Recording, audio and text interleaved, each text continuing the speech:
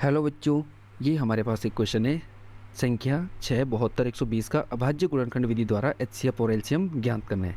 ठीक है, तो यहाँ हमारे पास तीन संख्याएं हैं और इनका हमें पहले एचसीएफ निकालना है फिर एलसीएम निकालना है। तो चलिए शुरू करते हैं। तो सबसे पहले हमारे पास जो संख्याएँ हैं, तो जो संख्याएँ हैं वो हमारे पास जो दे रखी है उनको हम लिख लेते हैं। तो दिया है संख्याएँ 6 दे रखी है, 72 दे रखी और 120 दे रखी है, जिनका हमें एचसीएफ ज्ञात करना है। तो एक एक करके हम पहले क्या करेंगे, अभाज्य गुणनखंड निकालेंगे। ठीक है, तो 6 का अभाज्य गुणनखंड निकालते हम। तो देखिए 2 3 कितना होता है 6 और फिर 3 एकम 3।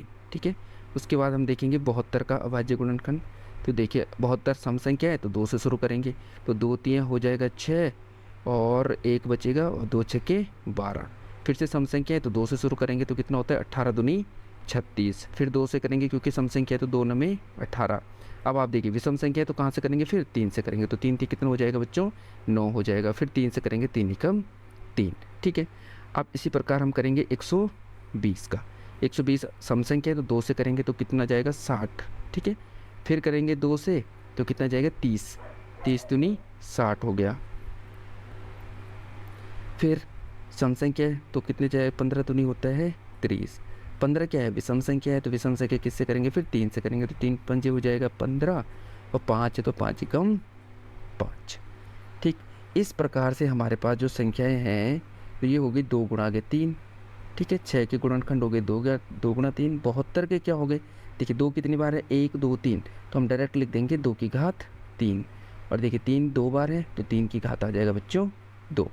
यहाँ पे देखिए 2 कितनी बार है, 1 2 और 3, तो यहाँ पे है 120 में 2 है 3 बार। ठीक है, और 3 है 1 बार और 5 भी है 1 बार। अब देखिए जब हम निकालेंगे एचसीएफ, बहुत ही आसान है। तो 6 72 और 120 लिख लेंगे पूरा। अब देखिए बच्चों, जब हम एचसीएफ निकालेंगे तो हमने ऐसी संख्या देखनी है पहले जो तीनों में कॉमन होनी चाहिए। तो देखो तीनों में क्या है, एक तो 2 है, ठीक है, 3 भी है, 5 तो नहीं है। ठीक है, अब देख पहली बात तीनों में कॉमन होनी चाहिए। दूसरी बात कॉमन हो लेकिन घात कम से कम हो। तो यहाँ 2 की घात 3 है, यहाँ 2 की घात 3 है, 2 की घात 1 है, तो हम किसको लेंगे, जिसकी घात कम है। तो 2 की घात 1 को लेंगे।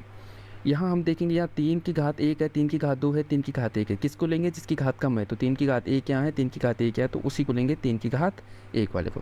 तो इन दोनों का गुणा कर दीजिए तो 3 दूनी कितना हो रहा है 6। तो अर्थात हम कह सकते हैं इनका जो एचसीएफ है वो कितना है 6 है। ठीक, क्लियर है। अब हम देखेंगे एलसीएम। तो एलसीएम में देखिए 6 72 120। अब इसमें थोड़ा, इसमें जस्ट अपोजिट है। अपोजिट क्या है कि जैसे कॉमन वाला तो देखना है, जैसे कॉमन है तो तीनों कॉमन है, लेकिन लेंगे किसको, जिसकी घात बड़ी है। तो 2 की घात 3 बड़ी है तो उसको लेंगे।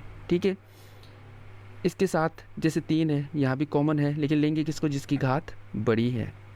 और लास्ट में जो छूट गया उसको भी लिया जाता है। जो इसमें छूट जाता है लास्ट में, जैसे 5 है वो कहीं कॉमन नहीं है, लेकिन उसको भी हमें क्या करना होता है, लेना होता है। अब देखिए गुणा करिए, 2 दूनी 4 दूनी कितना हो जाता है 8 हो जाता है, 3 3 कितना होता है 9 होता है, और 5 का 5। ठीक है, तो 8 पंजे कितना होता है बच्चों 40 होता है, और गुणा करते हैं 9 का, तो 9 चौको कितना होता है 36। तो 360 हमारा क्या हो जाएगा, आंसर हो जाएगा।